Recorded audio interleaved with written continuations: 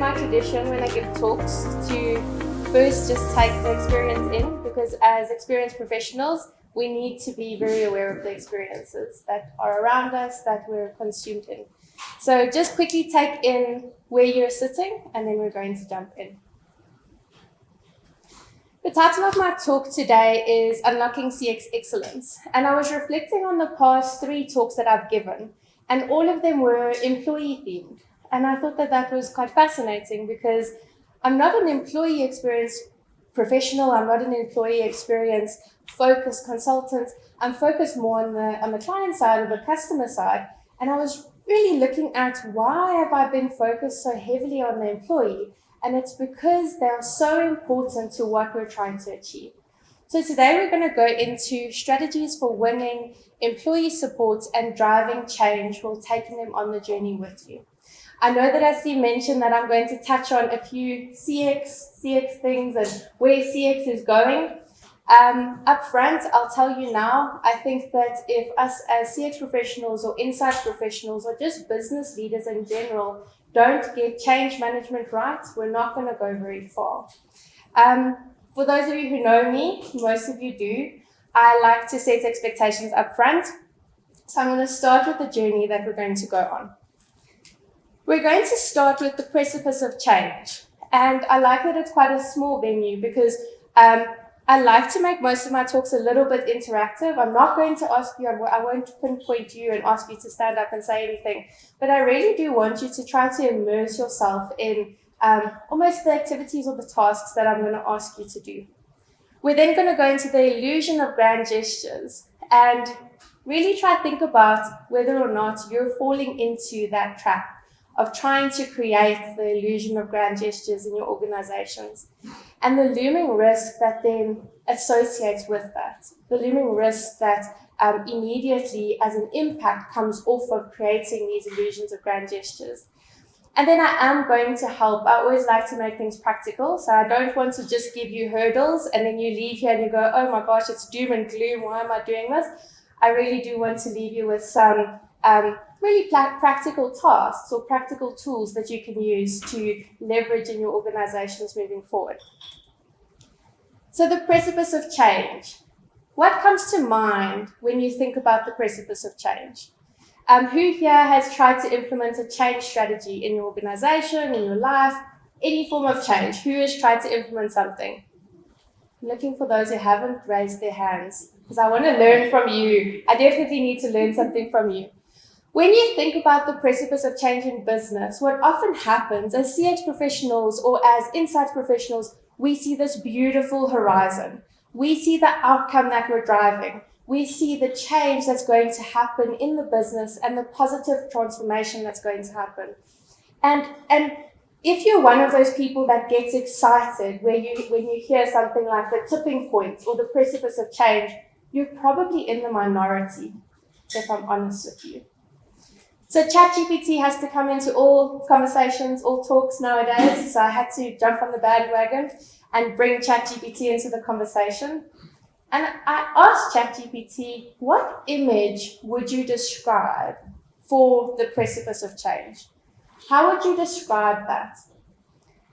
And this is the image that it described. I'll read you the excerpt. If I were to envision an image representing the precipice of change, I might imagine a lone figure standing at the edge of a rugged cliff overlooking a vast and turbulent sea below. The image is silhouetted against a sky filled with dark storm clouds, hinting at the uncertainty and potential upheaval of the impending change. Yet, there is a glimmer of light breaking through the clouds, symbolizing hope and a possibility of transformation on the horizon.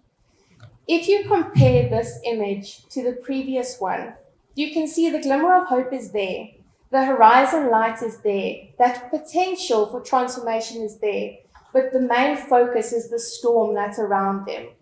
And this is often what the people who need to implement the change in your organizations are going through. This is the image that they see. They don't see the beautiful horizon that you've created. They don't see the beautiful outcome that you know is going to be present. This is what they see and what they're going through. What sort of impact do you think this has within business? So for those of you that have tried to implement change, who succeeded? Any hands? Who succeeded in driving a sustainable change that they can look back on? There are success stories, I promise you. There'll be success stories in this room. But often, we want to drive change and we leave people behind and then it's not sustainable. And that's the point of this talk. So then you go into, well, why? Because I'm a change person. I love change. My husband, I think he struggles to keep up with me sometimes, but I'm like, let's do this, let's paint this wall, let's do that. I thrive in change. And the biggest learning that I've had over the past 6 months is that we need to realize that not everyone is like us. And often we need to try to put ourselves in the other person's shoes and understand them on a more fundamental level. So I'm going to give you some insights into that. I focus quite heavily on neuropsychology, psycho-physiology, so what's actually happening in the brain or in the body when we're trying to drive change in business or trying to implement strategies. And what actually happens in the brain when you're trying to drive change is a fear response is triggered. I don't know, a few people when I told them that a fear response is triggered, they said, oh yeah, that makes sense. And I thought it almost blew my mind that it makes so much sense that a fear response is triggered, but we often don't realize that that's what's happening. So our brains are innately wired to find shortcuts. They're trying to limit energy, anything. Whoever's driven here before, if you've driven here a few times, you probably don't remember the drive. Because your brain is set to automate everything that's happening. It's trying to find shortcuts. It's trying to ingrain those neural pathways. What change does is it threatens that neural pathway that has been ingrained, that has been created. And the brain perceives that threat as fear and it evokes a response. Us as human beings are built to avoid pain and to gain pleasure. And we're more so built to avoid pain than to gain pleasure. So we will do whatever we can to avoid pain. So what happens in the environment, in the business context, is we're on fire. We're ready for the change to happen. We see the horizon. Everyone else's fear response is being evoked or triggered. And what then happens is they're in that dark storm cloud and they have their fight or flight is kicked in and they're either going into a freeze, they're disassociating from what's happening within the meeting that you're in, within the organization that you're in, or they're potentially fleeing. I don't know if anyone's seen anyone running out of boardrooms lately. Hopefully not. Maybe some. It shows up differently. And I've had so many conversations lately with people that are saying, but we're trying to drive this positive way forward and people just aren't listening. We really need to go into a why aren't they listening and how do we get them to see that beautiful picture that we're trying to drive. So this is the image that I'd like you to remember. You're on fire. Your brain has overcome all of the negative sides to that change, that fear response.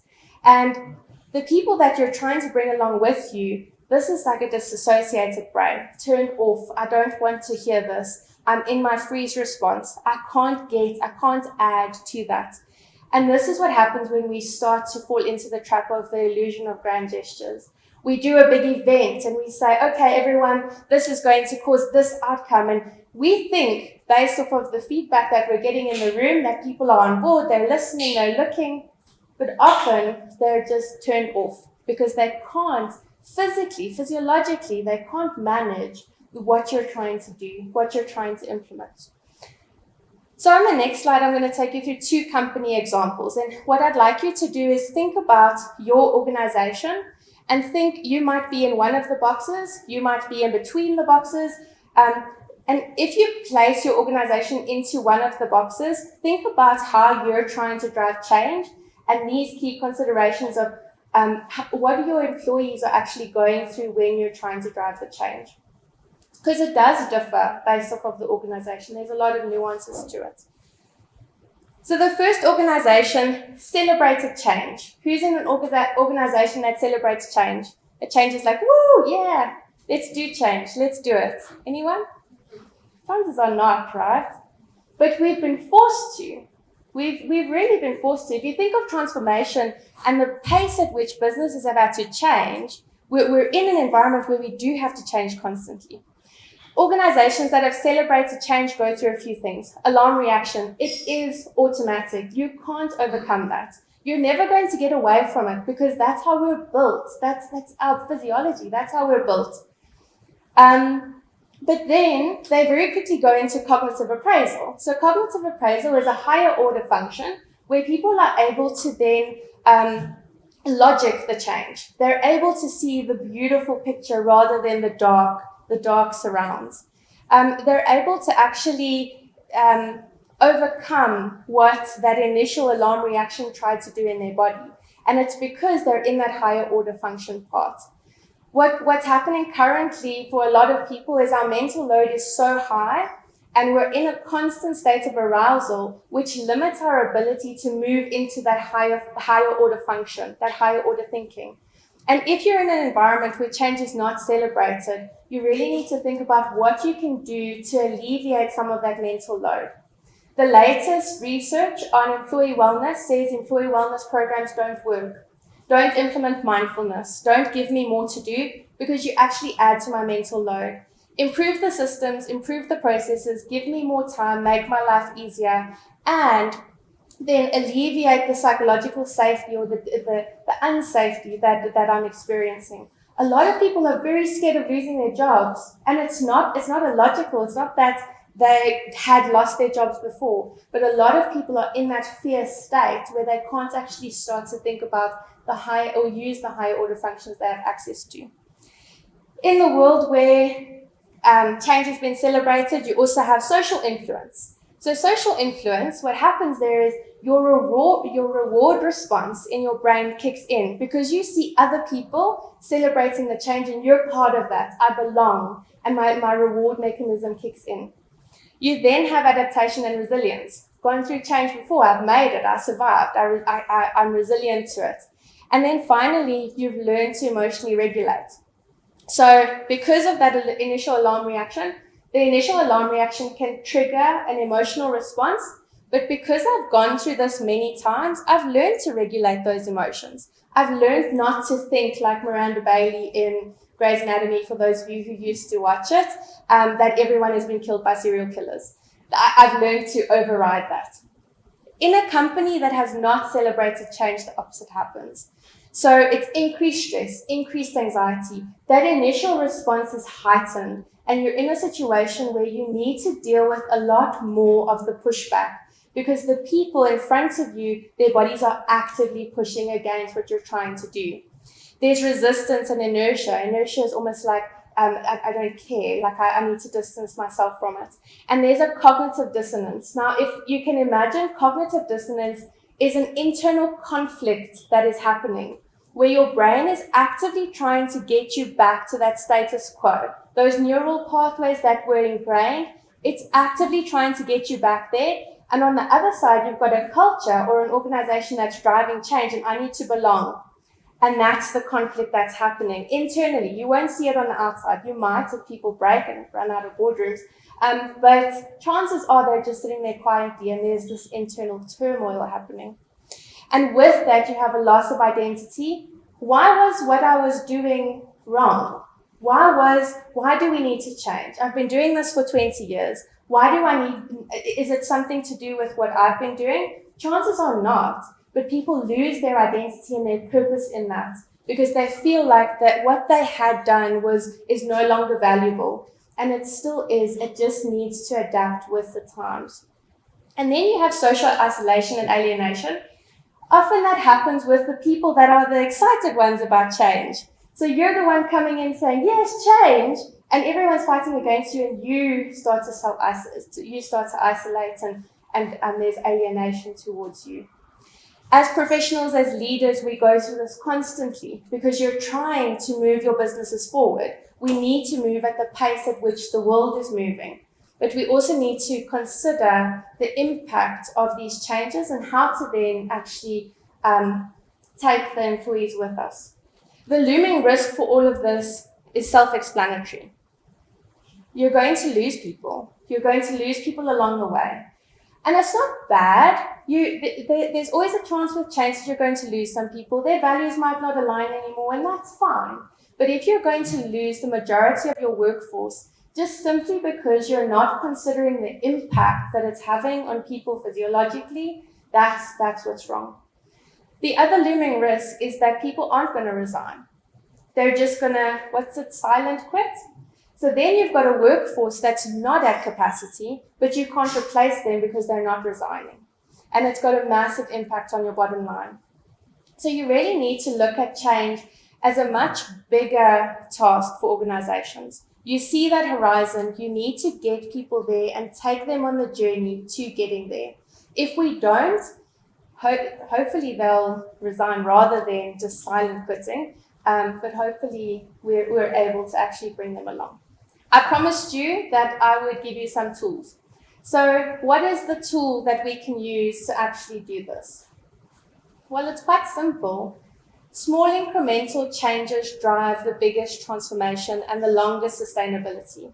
The one thing I've learned in this, though, is that you have to make it visible. You have to set those expectations and show people the roadmap. So what happens, you as the person who've designed the strategy, you know that there are steps to implementing the strategy. But how often do people take you through those steps? How often do you get the incremental changes that are going to happen before the big change? You often don't see that picture. And people aren't putting enough effort, or leaders aren't putting enough effort into building that picture out and setting those steps. When you're climbing a mountain, how do you do it? One step at a time. Maybe two if you've got long legs. I do it one step at a time. You need to determine those steps, though. You need to tell people, okay, we're going to do this one step at a time. And that alleviates that psychological insecurity that's happening. We're going to do this together. And they start to slowly but surely see the color in the very dark storm that's happening around them. And then you also need to navigate all of that overwhelm while still striking the balance. Because you're going to immediately say to me, but we need to change tomorrow. Because if we don't change tomorrow, we're going to be left behind. There is a balance that you can strike. And one of the ways that you can do this is to actually plot people on zones. So people adapt to change at different paces, and they're open to changing at different paces. And you need to leverage the link that people have with one another. So I can very quickly plot myself on this in relation to different changes that have happened. If you think about most of your employees, so we were speaking quite a lot about service staff. Service staff are in their comfort zone. I know the process. I know what I need to do. And as soon as you try to implement something, the first response is that fear zone. You move into the fear zone. And we need to help employees and people move past that fear zone and feel safe enough to then move into learning. Now, it's not all on you as professionals or as leaders in your organization. You need to leverage others. So I always tell people, find the people in your organization who people look to when they walk in. Not the most senior people in your organization. It's often more junior people that come in. If they're having a bad day, everyone else is having a bad day. If they're having a good day, everyone else is having a good day. And those are the people that we need to leverage. If we take them on the journey with us and move them from their comfort zone slowly into that fear zone, slowly past the fear zone into the learning zone, then you're going to start seeing more and more people on board. And then finally, you need to align your outcomes. The amount of people that I speak to and ask, what is your customer desired outcome? And they can't define it. They can tell me immediately what the business desired outcome is. That's an easy one. But the customer desired outcome is often forgotten. And then the one that's even more forgotten is the employee desired outcome. Have you thought about how the employee's desired outcome, do you have one firstly? Hopefully you do. And have you thought about how that links to your customer? Does it?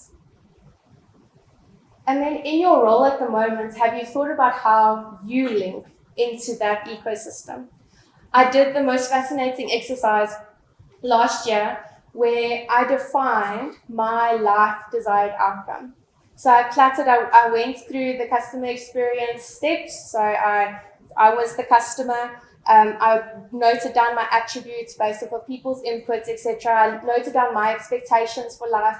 I noted down my needs. My husband and I did it together. So my husband's needs are very simple. He needs food and sleep, and sometimes some socialization. My needs were very different, and then his response was, "Don't you need food?" Like, yeah, but I don't know. I do need food, but didn't come to mind immediately. My life desired outcome was defined based off of what I'm expecting to get out of life and the impact that I believe I need to have whilst here. For anyone that wants to do the exercise, please do it. It's incredible. So in short, in closing, I've given you a few tools.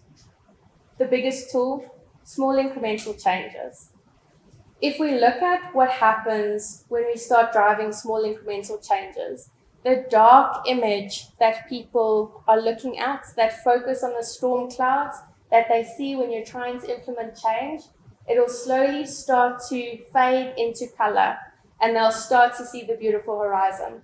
I couldn't believe that this was a different image to the first one at the beginning. And I truly believe that we can all do it if we just implement the tools that we have and use the tools that we have.